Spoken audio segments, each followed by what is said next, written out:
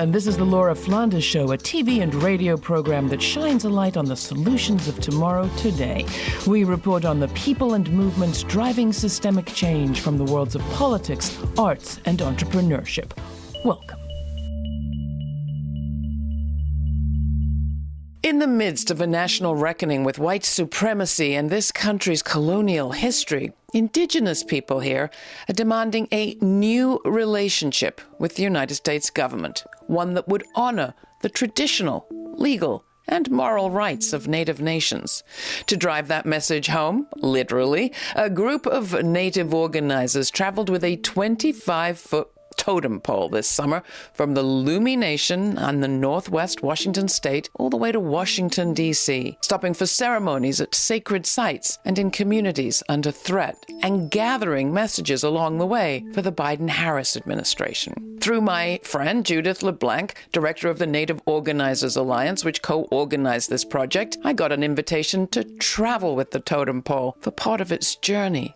In this episode, we're going to hear about the group's historic meeting with Interior Secretary Deb Haaland in Washington and hear how Native movements are changing, among other damaging myths, the Thanksgiving story. We'll also learn where a red road to the future might lead us if we followed it, and why that just might be a good idea for the planet and all who live here. And I'll share a few thoughts on Kyle Rittenhouse, colonialism, and self-defense.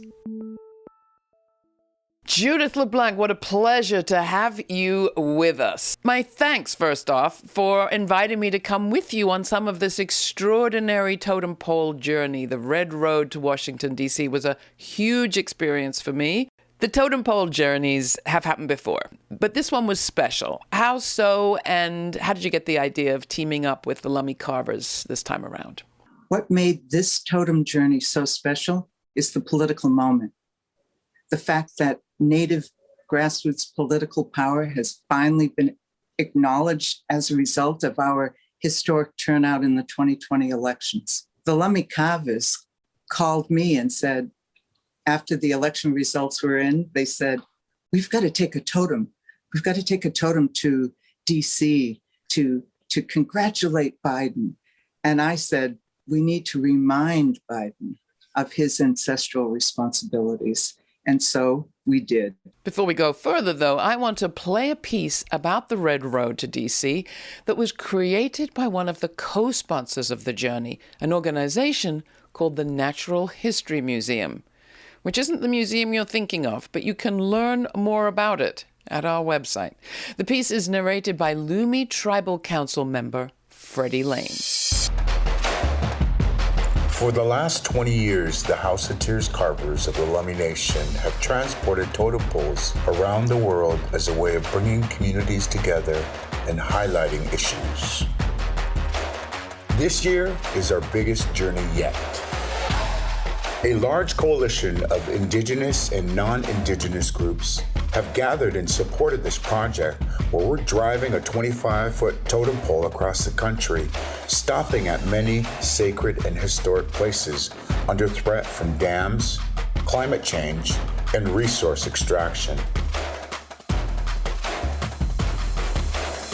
As the totem pole moves, it carries the spirits of the land it visits. It's like a battery that charges as it travels. As people touch it, they give it power. As it moves on, it shares that power with the next community it visits. This totem pole draws lines of connection between communities fighting for the land and for the future, and against an understanding of development that has been pushing the world towards extinction. The journey will end in Washington, D.C., where it will be delivered to the Biden administration as a strong and important message. It's a reminder of the promises that were made to the first peoples of these lands and waters, and to the responsibility we all share to safeguard the sacred sources of life, earth, water, sky, for the generations to come. People do not realize that our sacred sites are not only endangered because of fossil fuel extraction or very poor development plans, but also from climate chaos. And so everyone really has a stake in the protection of our constitutional right. But we had to remind people, and that's why we brought communities together to update where things are at in the state of play in protecting their sacred site, but also to tie them together with a red road to see how we can continue to work together to protect all sacred sites. Crystal Echohawk is an enrolled member of the Pawnee Nation, national narrative change leader, and president and CEO of Illuminative, another co-sponsor of the Red Road to D.C. One of the most important things about the Red Road totem pole journey, is that it originated with, a vision from the Lummi House of Tears carvers, right? And this amazing, extraordinary, totem pole. And I think the Lummi carvers really understood how much Mother Earth, right, is really deeply under threat. The totem pole journey was also just part of the grand vision of Judith LeBlanc and the Native Organizers Alliance, really connecting it with the movements on the ground and these movements to really build power. Where Illuminative got involved was understanding about, well, how do we take this up to the next level?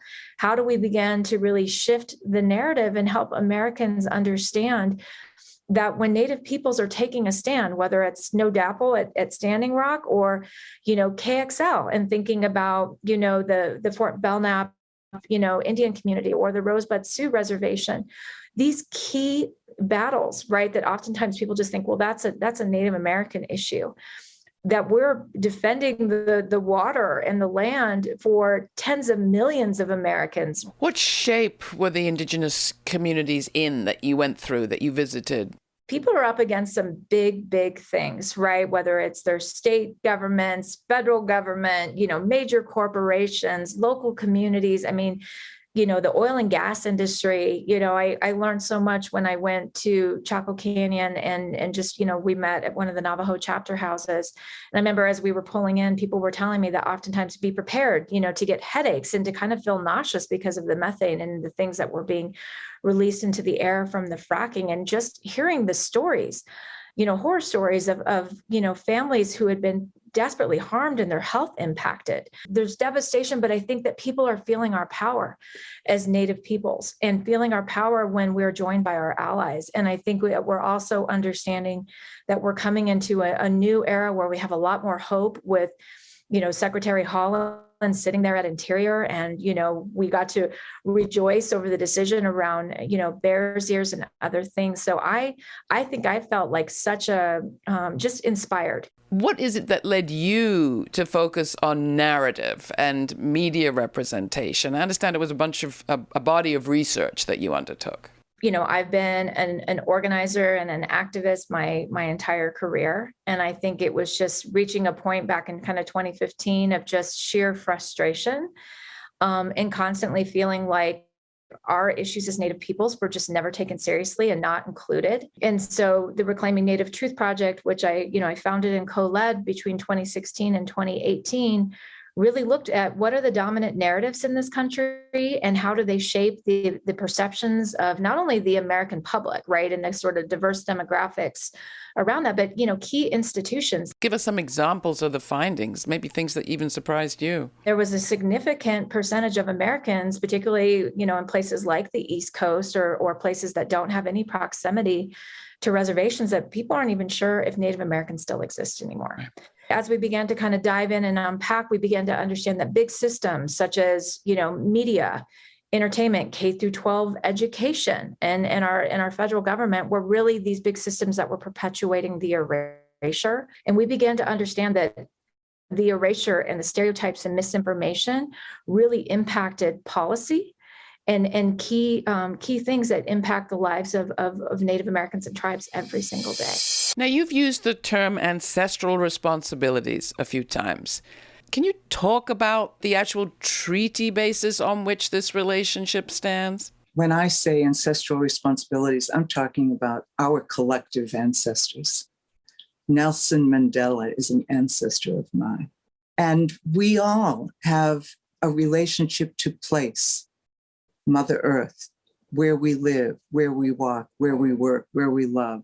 For Native people, we have a special relationship with the federal government because we are nations within this nation. And when people talk about treaty rights, it's about restoring the rights that have been denied for so long, the rights that were determined by treaties signed in exchange for land, signed because we were forced off land, signed because we were hoping to fight another day. And they remain documents that even a right-wing controlled Supreme Court continue to uphold because they're constitutionally guaranteed. But many of the rights that were established by treaty with these tribal nations are human rights: the right to healthcare from birth to death, the right to housing, the right to education. So treaty rights are an important cornerstone for achieving racial justice in the present, but in the future, they will be cornerstones for the fight for human rights, for the achievement of what the rightful role of government should be for all peoples. This is the Laura Flanders Show. I'm Laura. That was Anakwet, or Guy Reiter, Executive Director of Menakanakom Community Rebuilders, and a member of the Menominee Indian Nation, and Mari Margul, Executive Director of the Center for Democratic and Environmental Rights, an international organization that works to write the rights of nature into law and devise ways to implement and enforce those rights. I spoke with both this past summer on the banks of the Great Missouri River, one of the stops on the Red Road to D.C., a coast-to-coast totem pole journey from the Lummi Nation in Washington State to Washington, D.C. You can watch this special and see the gorgeously carved totem pole on its travels at our website. That's lauraflanders.org. While you're there, sign up for our weekly newsletter to receive information on all our live talkbacks and web exclusives, including uncut interviews and my commentaries. Next, Judith LeBlanc joins me to talk about the special potential the totem pole journey holds for the U.S. federal and Native nation relationship. And we'll hear Deb Haaland, United States Secretary of the Interior and member of the Laguna Pueblo tribe, as well as Faith Spotted Eagle, Ihanktanwin Dakota Elder, and Braveheart Society Kunzi member, speaking on the National Mall before the Capitol in one of the largest gatherings of Indigenous people and tribal leaders in Washington, possibly ever. But first, here's Miracle by Superman, featuring Maimona Yosef, a member of the Apsaluka Nation, from his album Illuminatives. Hey, yo, all around the world, my sisters and my brothers hurt. So I start this verse with a heartbeat of Mother Earth. I say a prayer and put it down for what it's worth. For those who oppose and only see color first. For my two sons, my daughter and wife, and the father of lights, I started the fight. Started in mics, ready to die like a martyr tonight. With my fist to the sky, saying water is life. And yo, it takes a nation of millions to hold us back. This is treaty land, we see these scams. And yo, we know the facts. Evil collapses and cowers in fear. The hour is near, let the world unite with the power of prayer. Yeah, a family rise, defy gravity. We gon' keep on rhyming and climbing and shine happily. A masterpiece, put my whole body glistening. Hey yo, we still here, is it ready? Funny listening. By the banks of the Missouri River in South Dakota, homeland of the 7 tribes of the Oceti-Sakowin Sioux Nation, the totem journey brought people together to consider the rights of nature, a concept born out of Indigenous philosophy that's gaining traction in law. Mari Margul is the Executive Director of the Center for Democratic and Environmental Rights, which established the first rights of nature laws in the world a decade ago, and is working with communities all around the globe. Today's environmental laws don't recognize that nature possesses any inherent right even to be, to exist. And that means that nature is treated essentially as a inanimate, not living thing, or property or commerce, and those environmental laws regulate how we use or exploit nature. So we legalize the very things that tribal nations and communities are trying to stop, such as fracking or mining or pipelines. We see the consequence. We see, of course, accelerating climate change, accelerating species extinction, accelerating ecosystem collapse with coral reefs and other ecosystems. And so with that, we're beginning to see sort of a new understanding, a shift in consciousness, if you will, that something really fundamental needs to change. It's not about making these existing environmental laws better. It's about changing our basic relationship with the natural world, human Western relationship with the natural world, which means changing how we govern ourselves toward nature, but also changing how nature itself is treated under the law, from being this inanimate, dead thing, property, to becoming rights-bearing. Anaquet, or Guy Ryder, is a member of the Menominee Indian tribe of Wisconsin. The Menominee River separates the state of Wisconsin and upper Michigan, creates a natural border, but more importantly, that's where our people come from. We've been trying to fight this Canadian company on all facets of everything we could possibly challenge. We've been challenging. We try to incorporate our identity into our strategy. And the other thing I think is very important is just paying attention to our earth and watching how animals, the strategies they take to protect their home or protect their young ones, we want to use those, we want to utilize those same strategies because obviously they're successful or they wouldn't be here. I think rights of nature give us an opportunity to take that sort of understanding, to take that sort of approach and put it into a legal framework that hopefully we can use to help defend some of our sacred areas. We're going to keep that momentum and carry that, and go from stop to stop and gather all that good medicine and leave good medicine, and hopefully when we get to D.C. that we'll have legitimate consultation and we'll have legitimate talks with some of the leadership there. This red road has special potential in these days. That was something that I took away from the totem journey, and it has to do with the potential of that U.S. federal Native Nation relationship. In the middle of that sits Interior Secretary Deb Haaland, to whom you brought the totem with its messages gathered from across the country. Can you talk about that meeting, the significance of Deb, and what do you mean when you say you're looking for a new grounding for this relationship in the 21st century? Judith LeBlanc, Executive Director, the Native Organizers Alliance. Right now, it's a suggestion. It's an executive order that departments of the government should consult with tribes. The history of consultation, starting with the Clinton administration, is that it's something that's suggested, and many departments just check the box by sending an email. It's become weaponized, the idea of consultation. They listen, and then they go back to DC and make a decision that's potentially very damaging.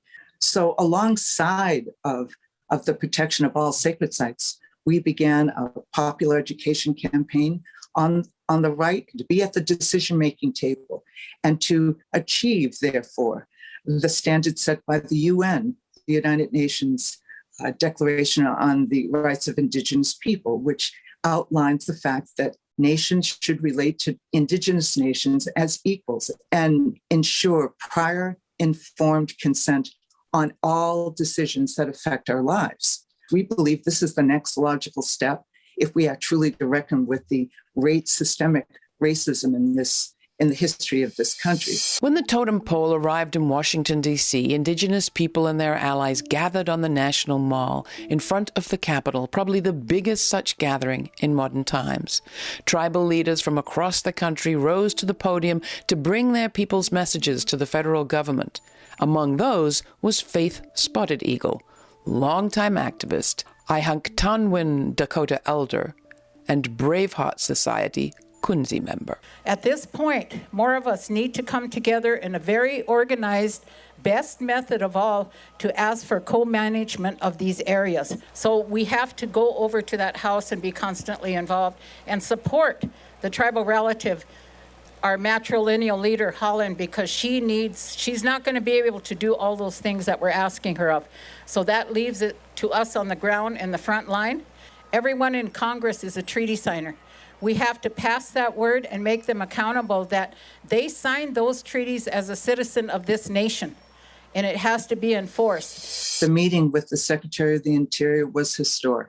tribal elected leaders, traditional leaders, and grassroots community organizers met with the Secretary of the Interior to bring the messages that had been at the heart of this initiative, but to also bring her up to date of what's going on in the places where this work is going on, and to let her know she's not alone. United States Secretary of the Interior and member of the Laguna Pueblo tribe, Deb Haaland. Because we're coming together in a new era, an era of truth, of healing, of growth, an era in which our Indigenous knowledge is valued and respected, in which Indigenous leadership has a seat at the table to make decisions about our communities, in which we have an opportunity to rise above the challenges our people face and build a brighter future for all of us. You're celebrating Secretary Haaland, but at the same time in this season, people will have seen significant protest by Native Americans outside her office. Can you help us understand this? Representation is important. It's critical, but it's not the destination. And now we continue to organize at the grassroots level around those issues that are of concern and are housed within the framework of the Department of the Interior. I think that protest people were feeling that with line 3 and that they had reached the end of the road. But we're seeing Deb's presence in that department as being a very powerful motivator to begin the change, structural reforms that we need. You participated in an Indigenous Futures survey that I would love you to talk about, because it spoke to some of what I imagine were the hopes and dreams that people put on the totem as they were invited to by the Lummi carvers as it traveled across the country. Crystal Echohawk, Illuminative founder and CEO. It was a national survey of about 6,400 people from all 50 states representing 401 tribes. I think what we heard, top issues for Native people in this country as we think about right now in the future are things like protecting missing and murdered Indigenous women and girls and members of the LGBTQ and two-spirited community. Environmental concerns are a major issue, as well as language and cultural revitalization and mental health and access to quality healthcare. I think we also heard a lot resoundingly from Native peoples that we're tired of the erasure. We're tired of the way that we get portrayed in the media and our lack of representation. And so I think this is why more and more you see more organizing across this country. And now we have these breakthrough moments, like we now have 2 amazing Native TV shows that are critically acclaimed and really successful.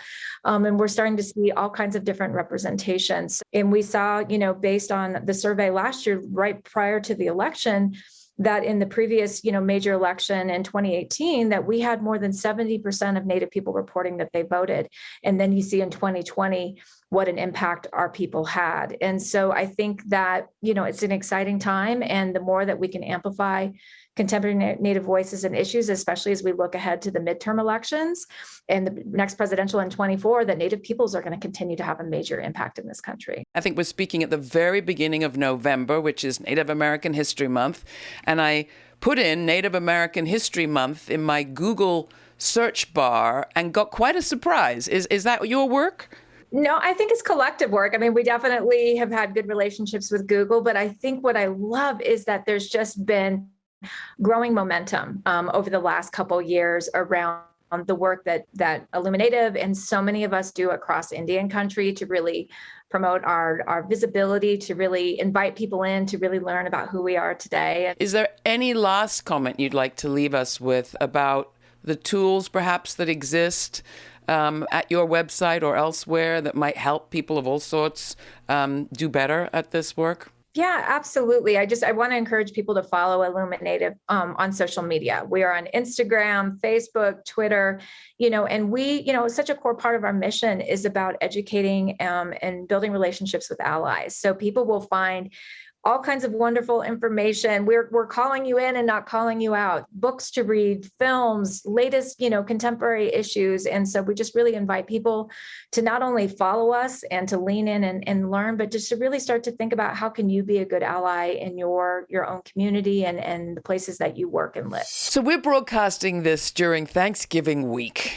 Tell us where you think we are in progress from that old myth that white people, colonizers, developed of the grateful colonized person, and where we need to go, where the red road might take us. Thanksgiving is a time when people get together and have good food. I know some Indians don't celebrate. I love to get together with people and have good food and talk about what's gone on in our lives. That's a beautiful thing.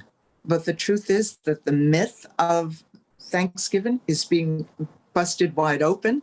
People are questioning. That's the first step towards healing and towards political change.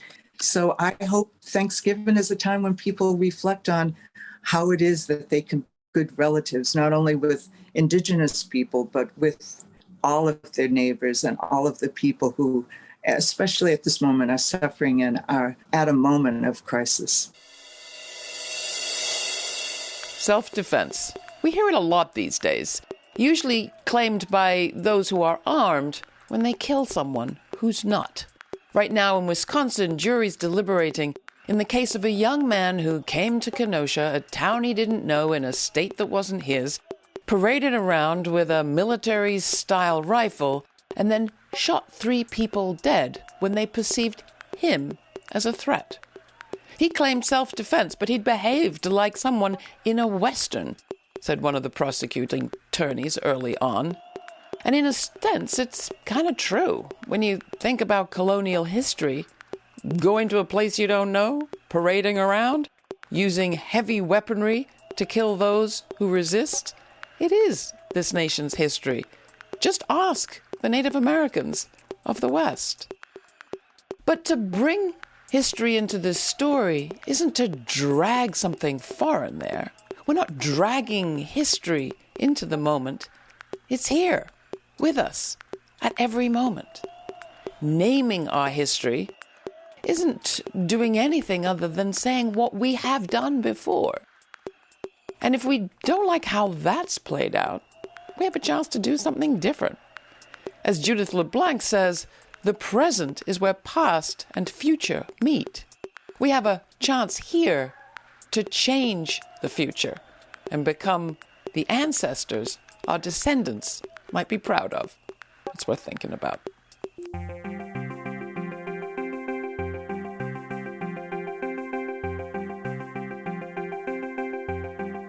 For more information on this week's guests, along with a suggested reading list and links to related episodes to explore in our archives, go to patreon.com/The LF Show. That's also where you'll find an invitation to watch the premiere of our episodes on YouTube, 11:30 a.m. Sundays, and participate in live chats afterwards or on Instagram. All those details are at patreon.com/The LF Show, which is also where you can support the show by joining our precious Patreon partner team. We don't take corporate or government sponsorships. We are independent. What does that mean? We depend on you. Thanks to our Patreon partners, this show can remain commercial-free and accessible to over 200 million households on public television, community radio, and as a podcast. Want to become a precious Patreon partner? You can at patreon.com/The LF Show, simply by making a monthly contribution of $3, $5, or $12 a month.